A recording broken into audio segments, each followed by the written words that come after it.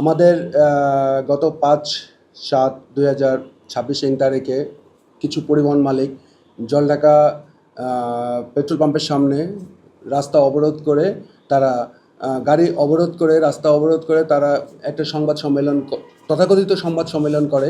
যে সংবাদ সম্মেলনটা তারা জানায় যে আমাদের ওই রোডে পরিবহন মালিকরা ৯০০ টাকা চাঁদা দিয়ে গাড়ি চলাচল করতেছে। পক্ষান্তরে আমি বলতে চাই, নীলফামারী জেলা বা সড়ক পরিবহন মালিক গ্রুপের সভাপতি হিসাবে আমি বলতে চাই যে তারা নিজেরাই কথিত মালিক, তারা নিজেরাই মাগুরা চেকপোস্টে মিল্টনের চাতালে তারা গাড়ি আটকায় রেখে প্রত্যেক গাড়ি থেকে ২০০ টাকা করে চাঁদা আদায় করছে এবং তারাই পক্ষান্তরে এসে দাবি করছে যে তাদের পরিবহন থেকে চাঁদা উত্তোলন হচ্ছে। আমি জেলা প্রশাসক এবং পুলিশ সুপার মহোদয়ের কাছে উল্লেখিত এই ব্যাপারে সহযোগিতা চাই যে এর দৃষ্টান্তমূলক শাস্তি দাবি করছি। এবং বিগত ৩ বছর যাবত আমরা নীলফামারী জেলা শ্রমিক দলের নেতৃত্ব দিচ্ছি। এর মাঝে আমরা জানতে পারি যে সৈয়দপুর ২২০ নামে একটা সংগঠন, তারা বিগত দিন থেকে বিভিন্ন শ্রমিকের নামে বিভিন্ন অবৈধ তারা চাঁদা কালেকশন করে আসছে। আমরা তখন থেকে এই জিনিসগুলোর প্রতিবাদ করি। আমাদের একটাই আন্দোলন, সেটা হলো চাঁদা থাকবে না, চাঁদা মুক্ত নীলফামারী। যেহেতু চাঁদাবাজ বিগত দিন থেকে হচ্ছে, চাঁদাবাজরা চাঁদাবাজি করতেছে বিভিন্ন রোডে। আমরা খবর পেয়েছি যে মাগুরা থেকে ডিমলা থেকে মাগুরা পর্যন্ত ৫৬০ টাকা তারা বিভিন্নভাবে নিয়ে যাচ্ছে।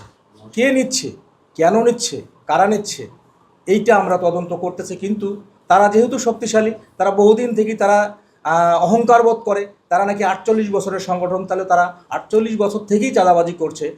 এর মাঝেই আর একটা মালিক, তারা কথিত একটা মালিক সমিতি তারা করে মাগুরা থেকে ডিমলা থেকে জলঢাকা মাগুরা রোড পর্যন্ত তারা ওই সৈয়দপুর সংগঠনের সাথে, যেহেতু আমি আগেই বলেছি তারা যেহেতু অনেক শক্তিশালী, তারা তখন কী করলো, আমাদের নীলফামারীতে বিশৃঙ্খলা করার জন্য তারা সেই মালিক গ্রুপের সাথে একাত্মতা করে তারা ওই রোডে বিভিন্নভাবে চাঁদা আদায় শুরু করলো, যেটা আমরা জানতে পারলাম। পরবর্তীতে জানতে পারার পরে আমরা যখন আমাদের মালিক গ্রুপের সাথে বসলাম, তখন তারা কী করলো, তারা কিছু কৌশল অবলম্বন করলো।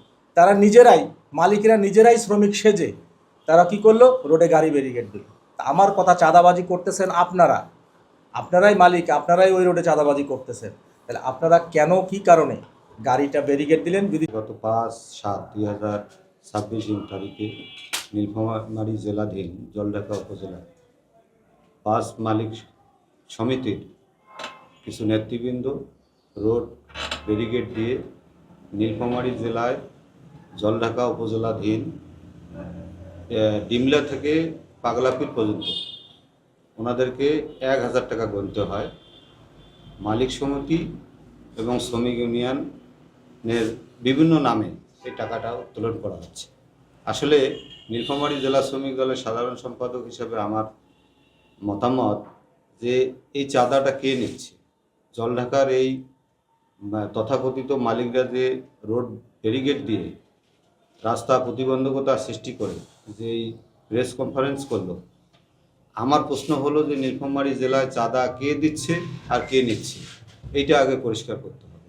তারা বিভিন্ন নামে মালিক সমিতি এবং শ্রমিক ইউনিয়নের নামে তারাই পয়সা উত্তোলন করতেছে এবং তারাই আবার সাংবাদিক সম্মেলন করতেছে। আমরা যদি সকলেই সেখান থেকে একমত হই যে আমরা কেউ চাঁদা দেব না, কেউ নেব না, তাহলেই নীলফামারীকে একটি চাঁদামুক্ত জেলা হিসেবে আমরা সামনের দিকে এগিয়ে নিয়ে যেতে পারব।